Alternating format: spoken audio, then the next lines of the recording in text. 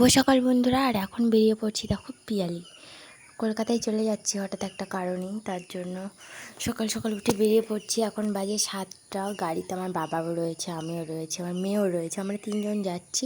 তো বাবা একটা ক্যানিংয়ে দরকারে যাচ্ছে আর কি, একটা অফিসে, সেখান থেকেই চলে আসবে। ইংরেজি পদ হয়েছে, ইংরেজি কাটা পড়ছে যোগ্য ভঙ্গ করে বিভীষণ না নিল সব কিছুই বুদ্ধিটা বিভীষণই দিচ্ছে। কে কীভাবে মরবে, কীভাবে কী হবে, কিন্তু লক্ষণেরও প্রচুর লাগছে। কিন্তু স্বয়ং নারায়ণ যেটিটা নয়, কারোর কিছু হয়, লক্ষণেও তো রক্তপাত ঘটে, আরবি ঘটে, কিন্তু গেছে ইয়ে আছে না, হ্যাঁ বই করবে ওর ওই সেই আরে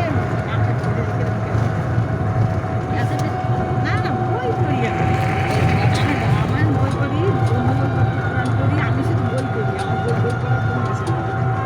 আর ওই সেই ওর সেই ইয়ে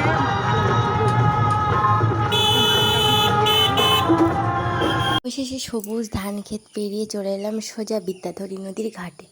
আজকের ওয়েদারটা এখন সকালবেলা খুব সুন্দর লাগছে, কারণ আর বেলা হলে কিন্তু প্রচণ্ড রোদ আর গরম। এখন আবার সতর্কবার্তা দিচ্ছে যে এখন দুপুরবেলা করে লু বইছে, তার জন্য কোনো কারণে বাইরে বেরোনো যাবে না, কিন্তু আমাদের তো দরকার, যেতেই হবে। তো খেয়া এখনও আসছিল না, তার জন্য ওয়েট করছিলাম। কী আর হবে, দেখো এখানে একটা ট্যুরিস্ট বোট দাঁড়িয়ে রয়েছে। আর এখন জোয়ার নদীতে, এখন 7টা বাজে, সকালে একটা জোয়ার হয়, তার জন্য এখন জোয়ার মানে হচ্ছে আর কি পরপর। যাই হোক, চলে এলাম এখন একটু ক্যানিংয়ে অফিসে। এটা হচ্ছে এলআইসি অফিস। এলআইসি অফিসে একটা খুব ইম্পর্ট্যান্ট দরকার ছিল, তো সেখানে কাজ মেটানোর জন্যই চলে এসেছি সবাই। আমার হাজব্যান্ড এসেছে, আমার বাবা, আমার মামা, সবাই এসেছি। চারদিক থেকে সবাই এক জায়গায় জড়ো হয়েছি। তারপর সোজা এই যে দেখো ট্রেনটাও চলে এসেছে, শিয়ালদা লোকাল। এবারে আমরা এখন আমি আর আমার মেয়ে দুজনেই যাচ্ছি শিয়ালদা লোকালে ওঠার জন্য। তো চলো বন্ধুরা, সাথে থাকো।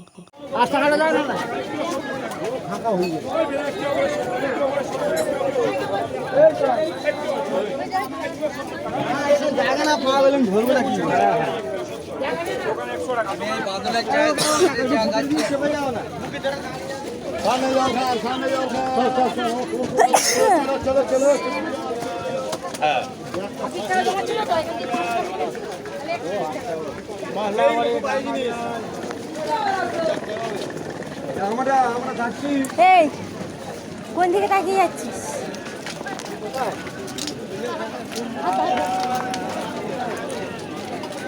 বন্ধুরা, অবশেষে নেমে চলে এলাম পিয়ালি স্টেশনে হোটেলে। তো এখানে একটা সবজি ভাত খেয়ে নিচ্ছিলাম, খেয়ে নিয়ে চলে এসেছি। আর বাড়িতে এসে দেখি বিশ্রী অবস্থা, খুব বাজে অবস্থা বাড়ির। আর বিছানাপত্রের অবস্থা দেখতে পাচ্ছ, মেয়ে ওখানে ঘুমোচ্ছে যদিও বা। আর বাইরেটা দেখো কি বাজে দৃশ্য। এই যে এখানে দেখো সিঁড়ি টিড়ি রাখা রয়েছে, আর চারিদিকে নোংরা। মানে ঝড় হয়েছিল না কিছুদিন আগে, তার জন্য রান্নাঘরের গ্যাসের ওভেনের এই যে পর্দা টর্দা সব উল্টে গেছে, পেপার টেপার সব কালো রং হয়ে গেছে, এতটা ঝড় হয়েছে। আর প্রায় 1 মাস মতন পরে এসেছি, 1 মাস বলা ভুল, 20 থেকে 22 দিন বা 23 দিন এরকম।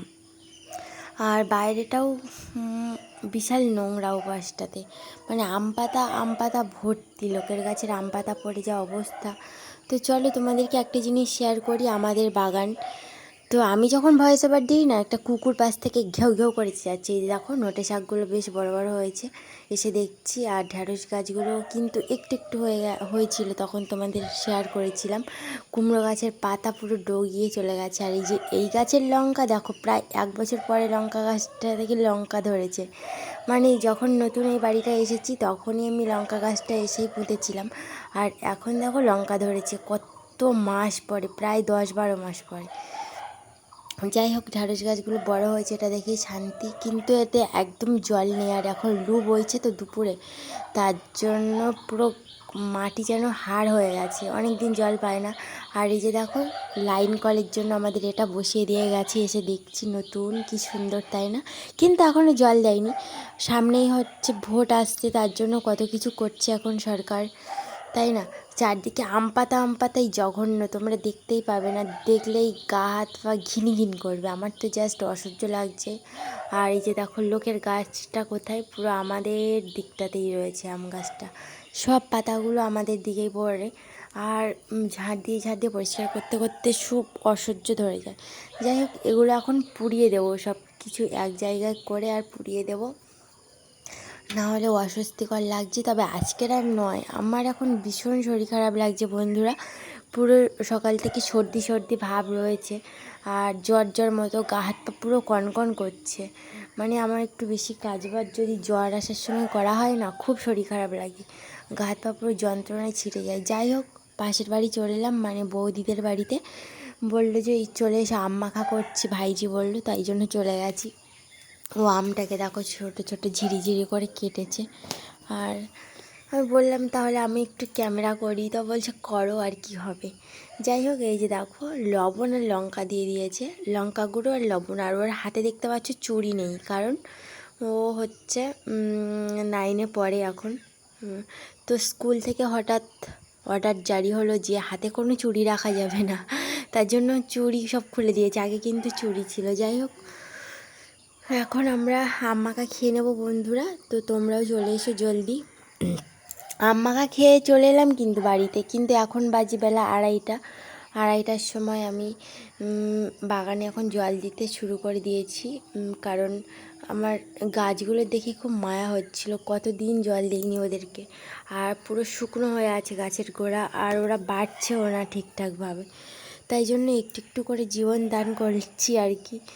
আর আমার মেয়ে তো এখনও ঘুমোচ্ছে, আর আজকের যা ওর জার্নি হয়েছে, সকাল থেকে বেরিয়ে এখানে না সেখানে, সেখানে না এখানে, তারপরে হোটেলে আসতে কিন্তু ভাত একদমই খাইনি, কারণ ট্রেনে আসার সময় লেবু অনেক কিছুই খাওয়া দাওয়া করেছে আর কি, সব ফাস্ট ফুড হ্যানা ত্যানা, যতই দেবো না ভাবি, আর জোর করে সব খেয়ে নেয়। যাই হোক, সন্ধেবেলা মাছ টাছ নিয়ে সব চলে এসেছি, আর ঘর টরগুলো পরিষ্কার করে নিয়েছি। মাছ নিয়ে সোজা এসে ঘর পরিষ্কার করেছি, আর এখন বাজে 8টা। 6টার সময় এসে সারা ঘর বারান্দা ঝাঁটিয়ে পরিষ্কার করে মুছেছি ফিনাইল জল দিয়ে। কতটা কষ্ট হয়েছে তাহলে ভাবতে পারছো। আর এখন পুরো ঝকঝক করছে, চকচকে। আর আগে যা অবস্থা ছিল, বাবা বমিই চলে আসছিলো আমার। যাই হোক, এখন রান্নাবান্নাটা শুরু করে দিয়েছি, তো তোমরা সাথে থাকো। আর এখন বেগুন ভাজা চলছে, এরপর হবে মাছ ভাজা। মাছ ভাজাটা মানে কাটা পোড়া নিয়ে চলে এসেছিলাম, না কাতলা বুঝতে পারছি না, 4-5টা পিস, আর ওইগুলোই দিয়ে আজকে রান্নাবান্নাটা সারব।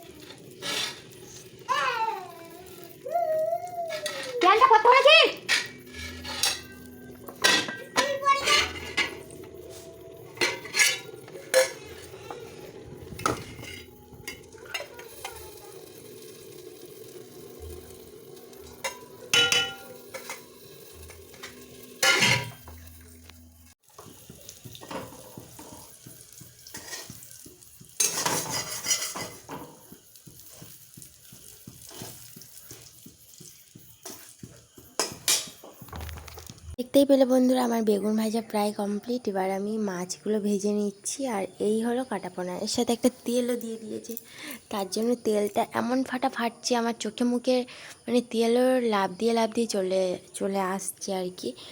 যাই হোক, আজকের ব্লগটা কেমন লাগলো বন্ধুরা অবশ্যই কমেন্ট করে জানিও, আর ভালো লাগলে অবশ্যই আমার চ্যানেলটিকে সাবস্ক্রাইব করে দিও, লাইক করে দিও, শেয়ার করে দিও বেশি বেশি। কেমন হয়েছে কমেন্ট করে জানিও। এখানে দেখো আর আলু কেটে রেখেছি, আর এখানে বেগুন ভাজাও তো রেডি। এবার মাছ ভাজাটা হলেই আম দিয়ে মাছের ঝোল হবে, আর পেঁয়াজ টিয়াজ সব কিছু কাটা কমপ্লিট।